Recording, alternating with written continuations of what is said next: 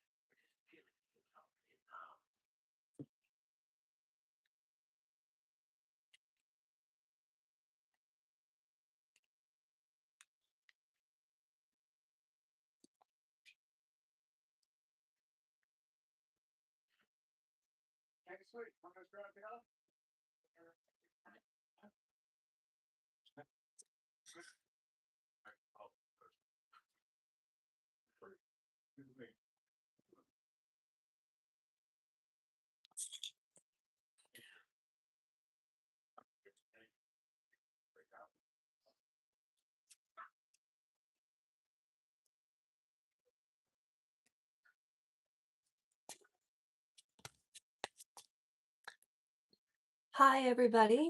Welcome to Lasha's Take. If you would give me 5 minutes. Hi, Trevor. Trevor's the moderator. If you could give me 5 minutes, I'll be coming on live to read, and I'd appreciate it. It is the death of Charlie Kirk that inspired me to conduct this live today. And for those of you that stick around, thank you very much.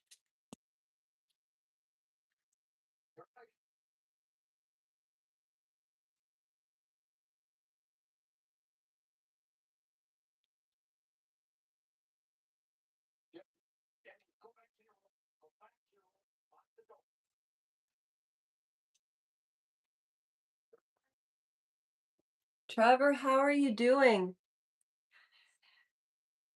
I'm just doing my hair real quick. I was waiting for people to come live. How you doing, Trevor?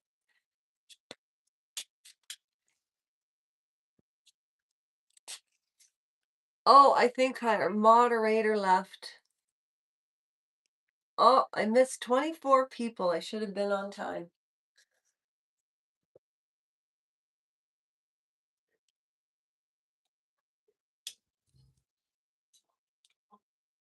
It'll be worth the wait, I promise.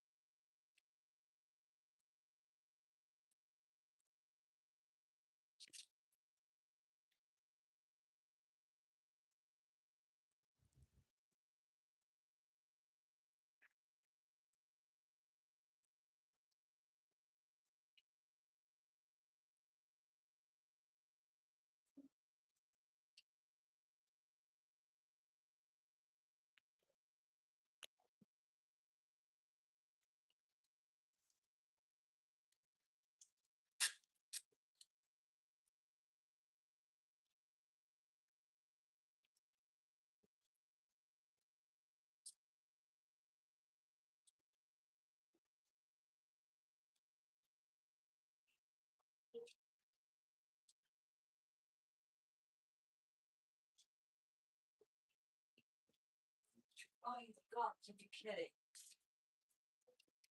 Oh,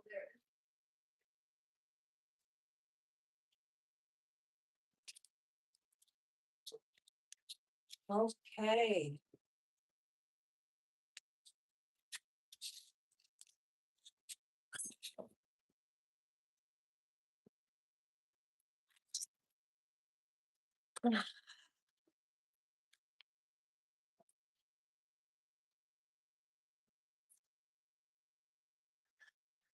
Oh, all right. I'm in my echo chamber now. Oh, shoot. Okay, wait a minute. Well, Trevor, that wasn't very smart of me, was it? There were 24 people ready to go, but Lasha was late. Actually, I'm not late because I just decided to do this morning. Ah, stay. I'm using the best technology that I can. All right.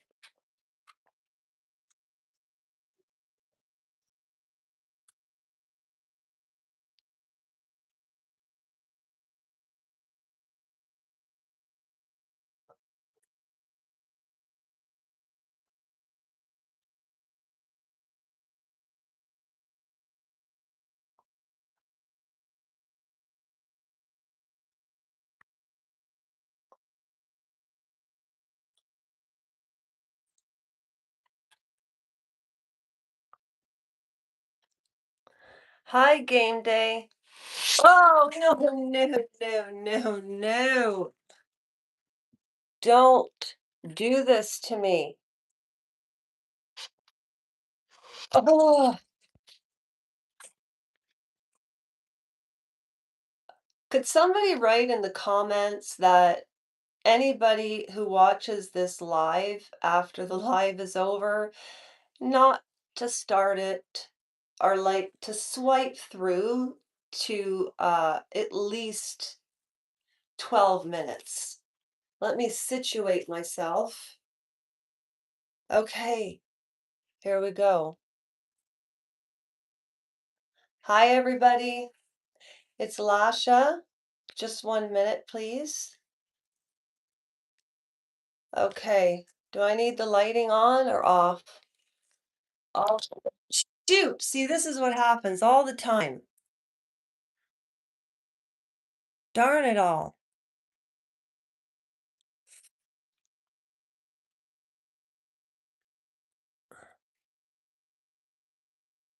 Okay, there we go. What's this down here?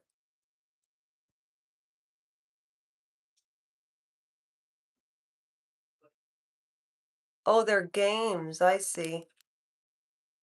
Oh, I can put in ball blast and oh shoot, how do I get out of this now? Oh no. Exit game. Okay. Game day.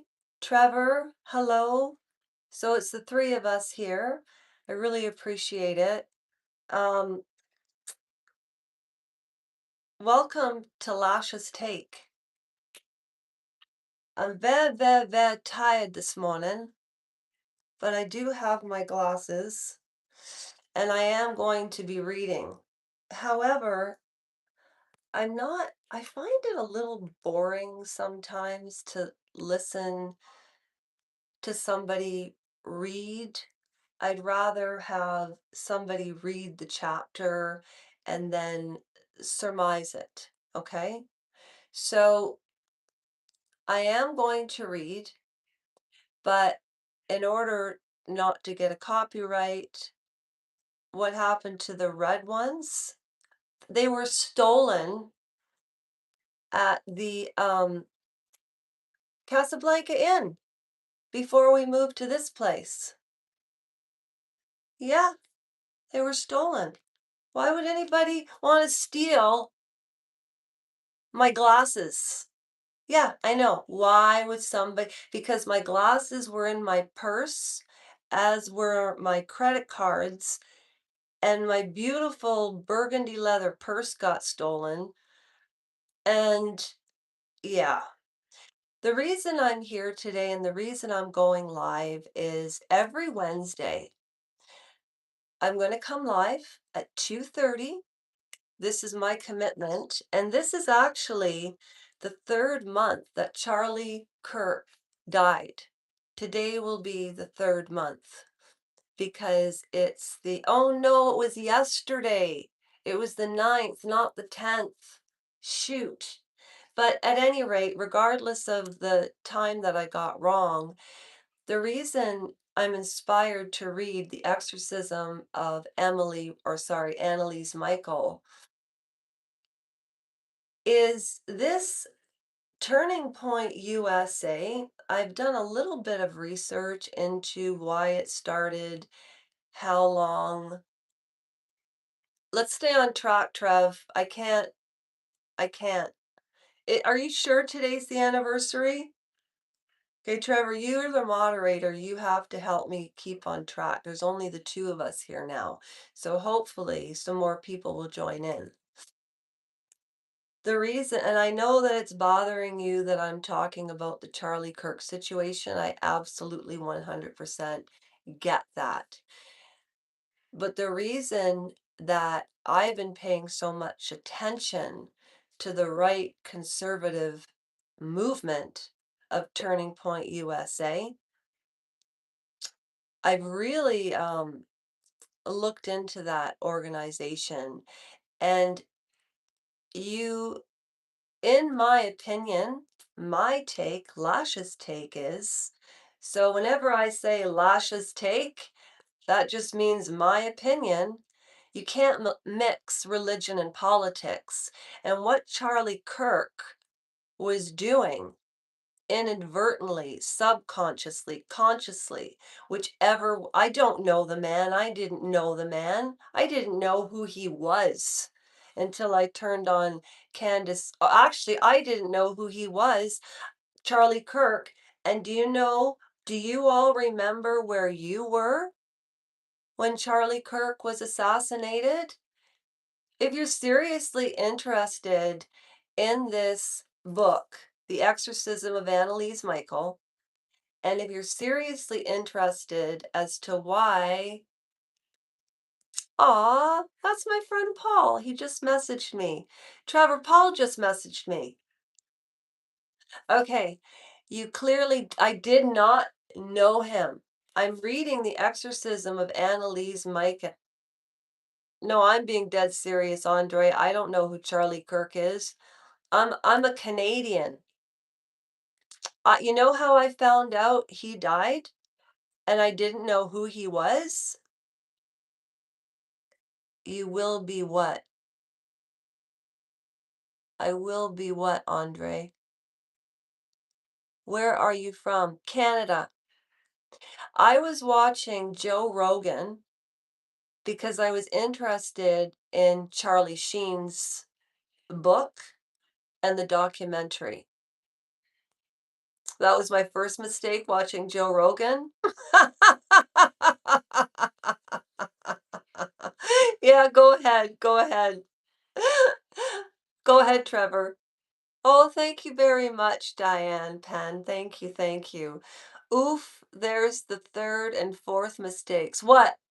Okay, I need to stay on track. So, I was watching Joe Rogan, and all of a sudden, in the middle of the interview with Charlie Sheen, and I do want to do. I do wanna do. I wanna compare I really wanna compare Charlie to Charlie, because Charlie Kirk and Charlie Sheen are the two opposites.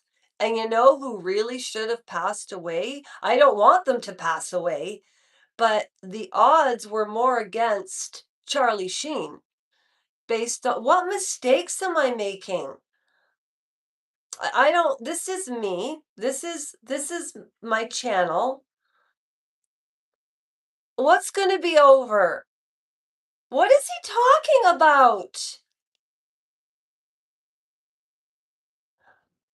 Andre, oh, I'm going to get my friend. Will recover your form and it will be resolved. Will recover your form? What form? Okay, this guy's freaking me out. I don't know who he is. So, don't be scared, child. What? Are you psychic?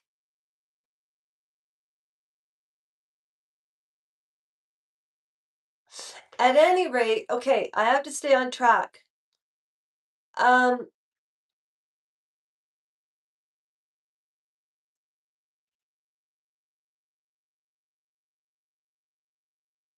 Welcome to Lash's Take. I'm talking about Charlie Kirk. Oh, no, I'm not mad. I'm trying to think of what I need to concentrate because I don't take notes and this is all impromptu. I was watching Joe Rogan. I found out Charlie Kirk passed away. Then I went to Candace Owens and I saw that Candace Owens was talking about her relationship with Charlie Kirk.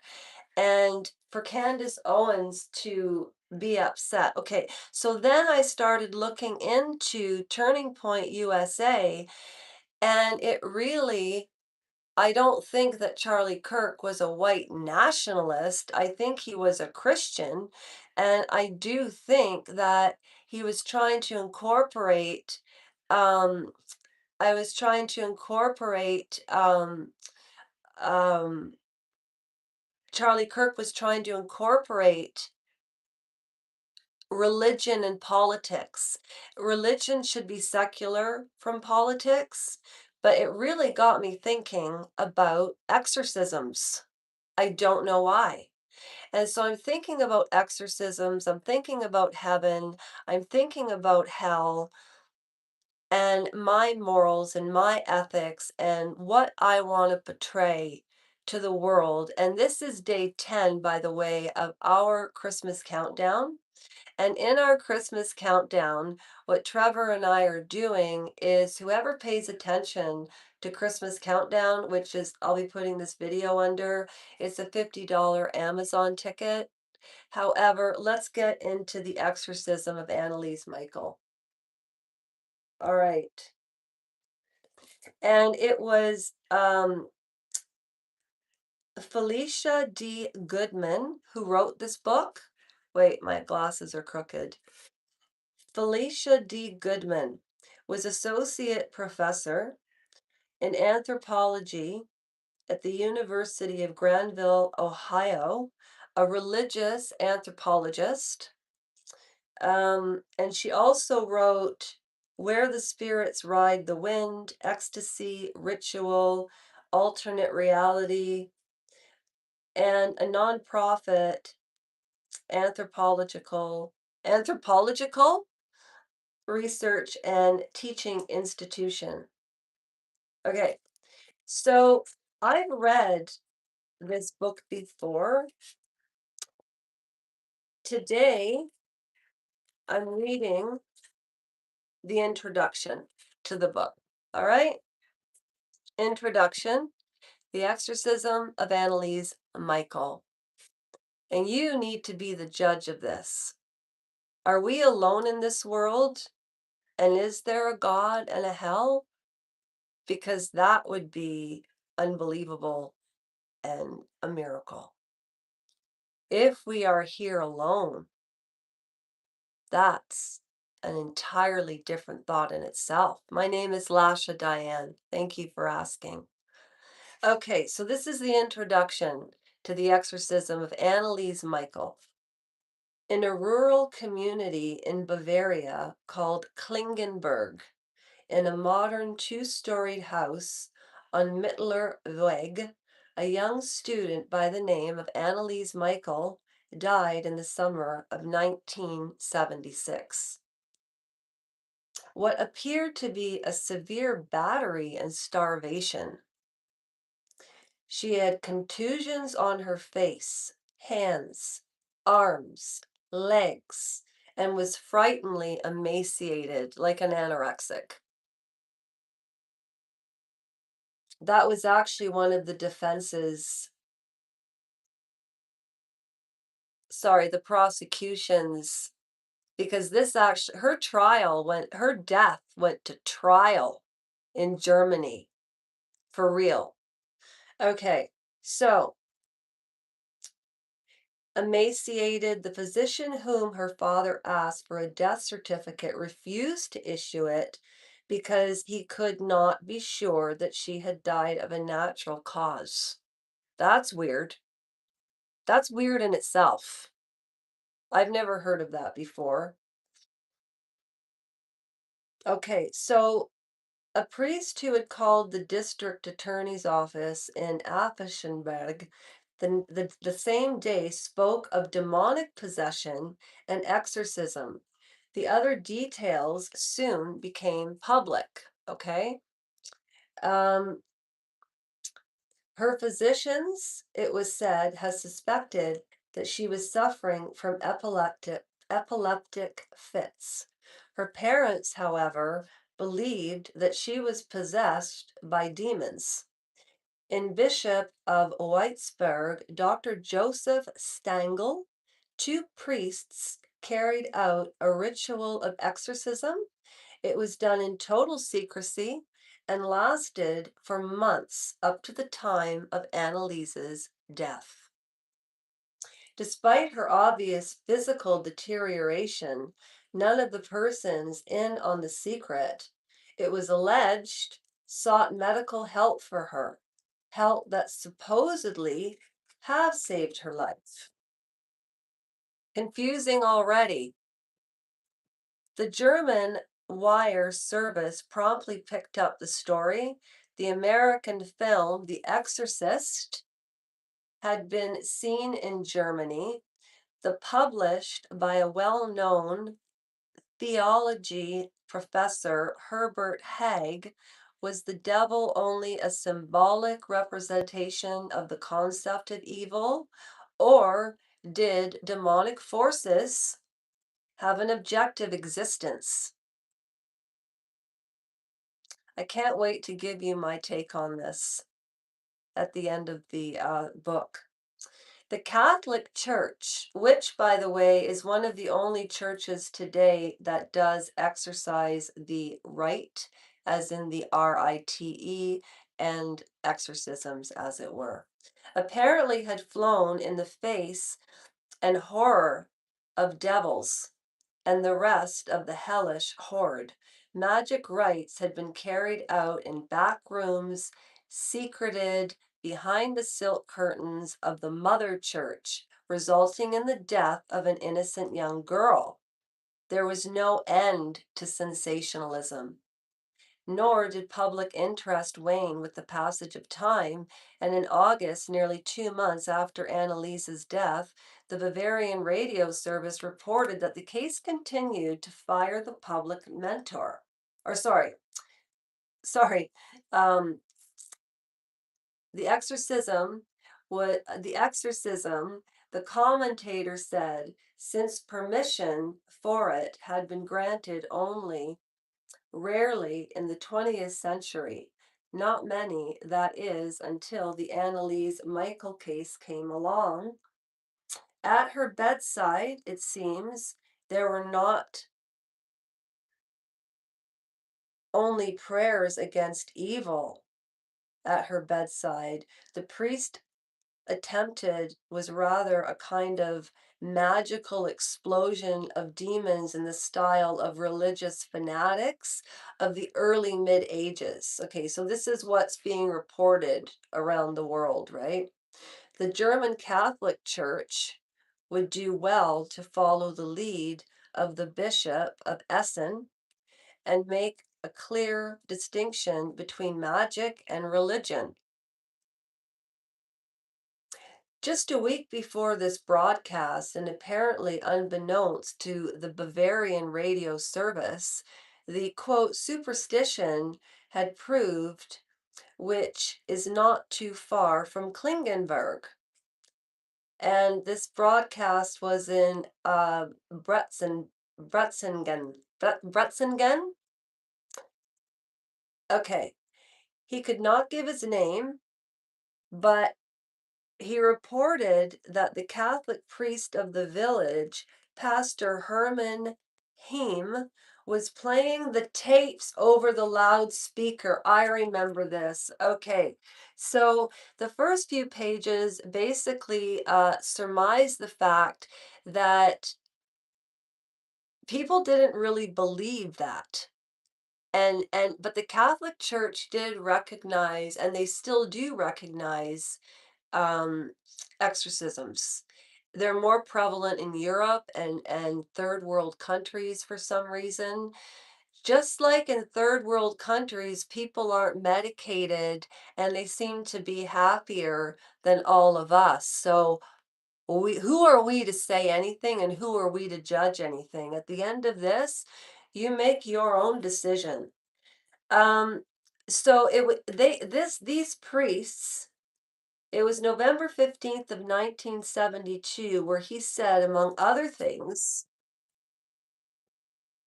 um, sin on its part affords a dark, aggressive evildoer, the devil, an opportunity to act in us and in our world. Anyone who disputes the existence of this reality places himself outside biblical church teachings. As late as January 1979, a Catholic reporter, Leo Walterman, broadcast a program over the radio station of the Westminster Rundfunk. That came out well, and I'm not even German. Um, what he termed nonsensical beliefs in devils and traditional teachings about him. Okay, so there was a debate. Are there devils? Are there not? Is there heaven? Is there hell? So she's talking about what's going on in the environment in the 1970s. Also, she talks about the Lutheran Fellowship located in a Midwestern town that he belonged to. You should hear how demons plead because they do not want to leave their victims, he said, obviously shaken and with obscenities they come up with. Now, these tapes were recorded exorcism. Well, they were exorcism recordings of Anneliese Michael, and he played them on the radio, this Hein priest. So that's the introduction to the book. I'll just read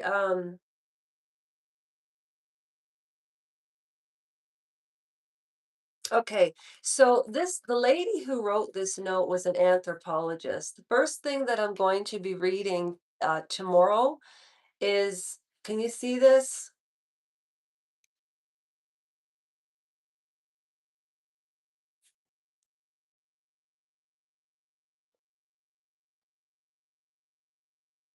Chapter 1, and it's called The Childhood Years, and it's about Anneliese Michael.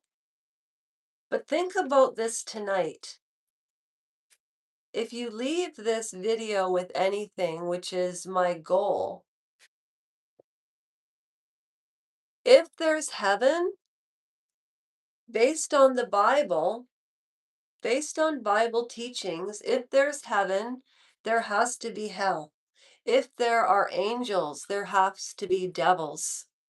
Charlie Kirk, his assassination inspired me to reread this and take a deeper look at religion. I just do not believe that religion and politics should be born together or in tandem together or amalgamated together, because then we're going to get into the Handmaid's Tale, and I'll leave it at that today. And that's a wrap. Thank you for joining. I will be back tomorrow. If you watch this video, please, please go to the red line for 15 minutes because nothing happens until then. Okay? Thank you for joining. Thank you, Diane. Take care. Thank you, Trevor. Have a good day, everybody, and be well.